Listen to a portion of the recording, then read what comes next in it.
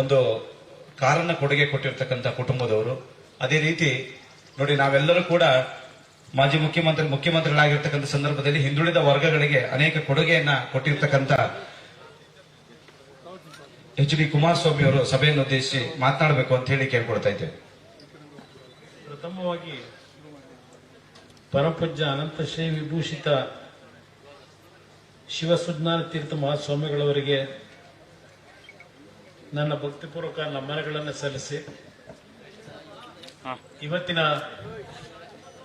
ವೇದಿಕೆ ಮೇಲೆ ಉಪಸ್ಥಿತಕ್ಕಂಥ ಹಲವಾರು ಸ್ವಾಮೀಜಿಯವರು ಸಭೆಯಲ್ಲಿದ್ದಾರೆ. ಅವರೆಲ್ಲರಿಗೂ ಸಹ ನನ್ನ ಭಕ್ತಿಪೂರ್ವಕ ನಮನಗಳನ್ನು ಸಲ್ಲಿಸ್ತಾ, ಅರೆಮಾದರಿಯಲ್ಲಿ ವಿಶ್ವ ಬ್ರಾಹ್ಮಣ ಸಂಸ್ಥಾನ ಮಟ್ಟದ ಹೊಸದಾಗಿ ಪರಮ ಪೂಜ್ಯರ ಆಶೀರ್ವಾದದೊಂದಿಗೆ ಉತ್ತರಾಧಿಕಾರಿಗಳಾಗ್ತಕ್ಕಂಥ ಒಂದು ಸನ್ಯಾಸ ದೀಕ್ಷೆ ಮತ್ತು ಶಿಷ್ಯ ಸ್ವೀಕಾರ ಸಮಾರಂಭದ ಈ ಒಂದು ಧಾರ್ಮಿಕ ಕಾರ್ಯಕ್ರಮದಲ್ಲಿ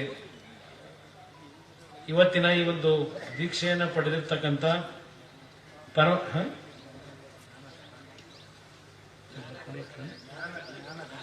ಜ್ಞಾನಗಣ ವಿದ್ಯಾರ್ಥಿಗಳ ಅವರು ಇವತ್ತೇನು ಈ ಒಂದು ದೀಕ್ಷೆಯನ್ನು ಪಡೆದಿದ್ದಾರೆ. ಅವರ ತಂದೆ ತಾಯಿಯರು ಸಹ ಈ ಕಾರ್ಯಕ್ರಮದಲ್ಲಿ ಭಾಗವಹಿಸಿ ಪರಮ ಪೂಜ್ಯರ ಮುಂದಿನ ಉತ್ತರಾಧಿಕಾರಿಗಳಾಗಿ ಅವರಿಗೆ ಸಂಪೂರ್ಣವಾದಂತ ಕೈ ಜೋಡಿಸಿ ಒಂದು ಧಾರ್ಮಿಕ ಕಾರ್ಯಕ್ರಮಗಳಲ್ಲಿ ಈ ವಿಶ್ವಕರ್ಮ ಸಮಾಜದ ಏಳಿಗೆಗೆ ಈ ಒಂದು ಮಠದಿಂದ ಪರಮ ಪೂಜ್ಯರು ಇಲ್ಲಿಯವರೆಗೆ ಯಾವೊಂದು ನಿಸ್ವಾರ್ಥ ಸೇವೆಯನ್ನು ಮಾಡಿದ್ದಾರೆ ಅದನ್ನು ಮುಂದುವರಿಸತಕ್ಕಂಥ ಒಂದು ಜವಾಬ್ದಾರಿಯನ್ನು ಇವತ್ತು ದೀಕ್ಷೆ ಮುಖಾಂತರ ಪಡೆದಿದ್ದಾರೆ. ಇವತ್ತಿನ ಈ ಕಾರ್ಯಕ್ರಮದಲ್ಲಿ ವೇದಿಕೆ ಮೇಲೆ ಹಲವಾರು ಗಣ್ಯರಿದ್ದಾರೆ, ಶಾಸಕ ಮಿತ್ರರಿದ್ದಾರೆ, ಮಠದ ಭಕ್ತರು, ನನ್ನ ತಂದೆ ತಾಯಂದಿರು, ಯುವಕ ಮಿತ್ರರು ಬಹಳ ಜನ ಈ ಒಂದು ಸಭೆಯಲ್ಲಿ ಸೇರಿದ್ದೇವೆ. ಇವತ್ತಿನ ಈ ಒಂದು ಕಾರ್ಯಕ್ರಮ ನಮ್ಮ ಶಾಸಕ ಮಿತ್ರರಾಗಿರ್ತಕ್ಕಂಥ ಮಂಜು ಅವರು ಬರಬೇಕು ಅಂತಕ್ಕಂಥ ಒಂದು ಆಹ್ವಾನ ಏನು ನೀಡಿದ್ರು. ನಾನು ಬೆಳಗ್ಗೆ 7 ಗಂಟೆಗೆ ಬೆಂಗಳೂರು ಬಿಟ್ಟವರು, ಗುಂಡ್ಲುಪೇಟೆಯಲ್ಲಿ ಮೊದಲನೇ ಕಾರ್ಯಕ್ರಮ ಮುಗಿಸಿ ಸಾಲಿಗ್ರಾಮ ಮತ್ತು ಅಕ್ಕಲ್ಗುಂಡಲ್ಲಿ ಇದು 3ನೇ ಕಾರ್ಯಕ್ರಮ ಅವ್ರ ಜೊತೆಯಲ್ಲಿ ಭಾಗವಹಿಸಿರ್ತಕ್ಕಂಥದ್ದು. ಪರಮ ಪೂಜ್ಯರು ಹಲವಾರು ವಿಷಯಗಳನ್ನ ಪ್ರಸ್ತಾಪ ಮಾಡಿದ್ದಾರೆ. ವಿಶ್ವಕರ್ಮ ಸಮಾಜ ಈ ದೇಶಕ್ಕೆ ಹಲವಾರು ರೀತಿಯ ಕೊಡುಗೆಗಳನ್ನ ಕೊಟ್ಟಿರ್ತಕ್ಕಂಥದ್ದೇನಿದೆ. ಆದರೆ ಸಮಾಜ ಇವತ್ತು ಬೇರೆ ಹಲವಾರು ಸಮಾಜಗಳಲ್ಲಿ ಇವತ್ತು ಅಭಿವೃದ್ಧಿಯನ್ನು ನಾವೇನು ಕಂಡಿದ್ದೇವೆ, ಆ ಅಭಿವೃದ್ಧಿಯನ್ನು ನಾವು ಕಾಣಲಿಕ್ಕೆ ಸಾಧ್ಯ ಆಗಿಲ್ಲ. ಇನ್ನು ಸರ್ಕಾರದ ಕೆಲಸದಲ್ಲಿ ವಿಶ್ವಕರ್ಮ ಸಮಾಜದ ಸಂಖ್ಯೆ ದೊಡ್ಡ ಮಟ್ಟದಲ್ಲಿ ಇಲ್ಲ. ನಾನು ತಿಳಿದಿರ್ತಕ್ಕಂಥ ಮಾಹಿತಿ ಪ್ರಕಾರ ಇವತ್ತು ಶಿಕ್ಷಣಕ್ಕೆ ಹೆಚ್ಚಿನ ಆದ್ಯತೆಯನ್ನ ನಾವು ಕೊಡಬೇಕು ಅಂತಕ್ಕಂಥದ್ದೇನಿದೆ. ಪರಮ ಪೂಜ್ಯರು ಈಗ ಆಶೀರ್ವಚನ ನೀಡತಕ್ಕಂಥ ಒಂದು ಹಿನ್ನೆಲೆಯಲ್ಲಿ ಅವರು ನನ್ನ ಗಮನವನ್ನ ಸೆಳೆಯಲಿಕ್ಕೆ ಮೊದಲು ನಾನು ಕೆಲವು ವಿಷಯವನ್ನು ಪ್ರಸ್ತಾಪ ಮಾಡಬೇಕು ಅಂತಕ್ಕಂಥದ್ದು ಪರಮ ಪೂಜ್ಯರೇ ನೀಡಿದ್ದಾರೆ. ನಾನು ಅದನ್ನು ಅರ್ಥ ಮಾಡ್ಕೋಬಲ್ಲೆ. ಇವತ್ತು ಮಠಮಾನ್ಯಗಳಿಂದ ಈ ದೇಶ ಉಳಿಬೇಕಾಗಿದೆ. ನಾವು ಸರ್ಕಾರಗಳು ಎಷ್ಟೇ ವೇಗವಾಗಿ ಹಲವಾರು ತಾಂತ್ರಿಕತೆಯಲ್ಲಿ ಮುಂದುವರೆದರು, ಇವತ್ತು ವಿದೇಶದಲ್ಲೂ ಸಹ ಭಾರತ ದೇಶ ಅಂದ್ರೆ ಪ್ರತಿಯೊಬ್ಬರಿಗೂ ಒಂದು ಗೌರವ. ಮುಂದಿನ ದಿನಗಳಲ್ಲಿ ಭಾರತ ದೇಶ ವಿಶ್ವದಲ್ಲಿರ್ತಕ್ಕಂಥ ಎಲ್ಲಾ ದೇಶಗಳನ್ನ ಹಿಂದಾಕಿ ಮೊದಲನೇ ಸ್ಥಾನಕ್ಕೆ ಬರ್ತಕ್ಕಂಥ ಒಂದು ವೇಗವನ್ನು ನಾವು ಕಾಣ್ತಾ ಇದ್ದೇವೆ. ಆದರೆ ಒಂದು ಕಡೆ ನಮ್ಮ ಮೂಲ ಸಂಸ್ಕೃತಿ ಏನಿದೆ, ಆ ಮೂಲ ಸಂಸ್ಕೃತಿಯನ್ನು ನಾವು ಮರಿತಾ ಇರತಕ್ಕಂಥದ್ದು ಕಾಣ್ತಾ ಇದ್ದೇವೆ. ಇವತ್ತು ಆ ಮೂಲ ಸಂಸ್ಕೃತಿಗಳು ಉಳಿಬೇಕಾದ್ರೆ ಈ ರೀತಿಯ ಒಂದು ಮಠಮಾನ್ಯಗಳ ಪೂಜ್ಯರಿಂದ ಇವತ್ತು ಉಳಿಬೇಕು ಅಂತಕ್ಕಂಥದ್ದು ನನ್ನ ಅಭಿಪ್ರಾಯ. ಇವತ್ತು ನೀವೆಲ್ಲ ನೋಡ್ತಾ ಇದ್ದೀರಿ, ಒಂದು ಕಡೆ 3ನೇ ಸ್ಥಾನಕ್ಕೆ ಹೋಗಿದ್ದೇವೆ, ಆರ್ಥಿಕವಾಗಿ ಶಕ್ತಿ ಬಂದಿದೆ.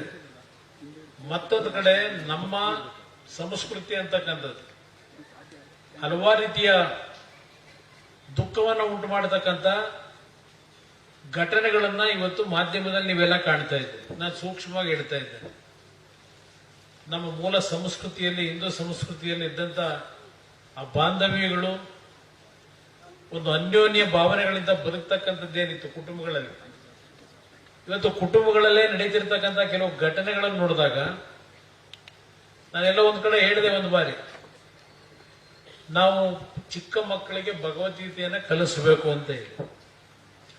ಇವತ್ತು ಅನಿವಾರ್ಯ ಇದು ಈ ದೇಶದ ಒಂದು ಉಳಿವಿಗೆ ಅಂತಕ್ಕಂಥದ್ದನ್ನ ಒಂದು ಮಾತು ಹೇಳಲಿಕ್ಕೆ ಕಾರಣ, ನಾನು ಯಾವುದೋ ಒಂದು ಮತ್ತೊಂದು ಸಮಾಜವನ್ನ ನಾನು ಅವರನ್ನ ಕೆಟ್ಟ ದೃಷ್ಟಿಯಲ್ಲೇ ನೋಡಬೇಕು ಅನ್ನೋದಲ್ಲ.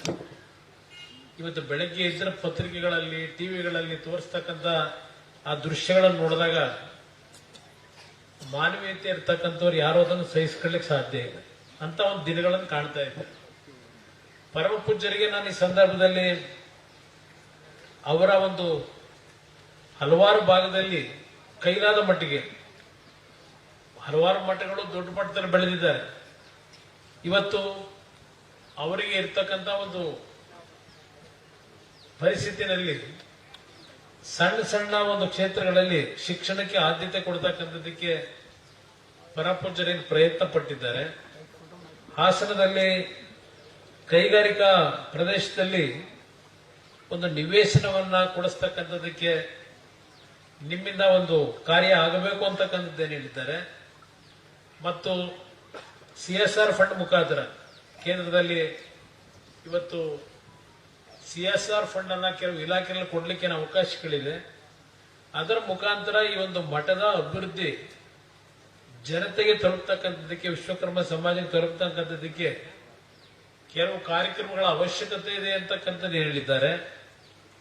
ಆ ನಿಟ್ಟಿನಲ್ಲಿ ಪ್ರಾಮಾಣಿಕವಾಗಿ ಪರಮ ಪೂಜ್ಯರು ಏನೋ ಒಂದು ನನ್ನ ಮೇಲೆ ನಂಬಿಕೆ ಇಟ್ಟು ವಿಶ್ವಾಸದಿಂದ ಹೇಳಿದ್ದಾರೆ.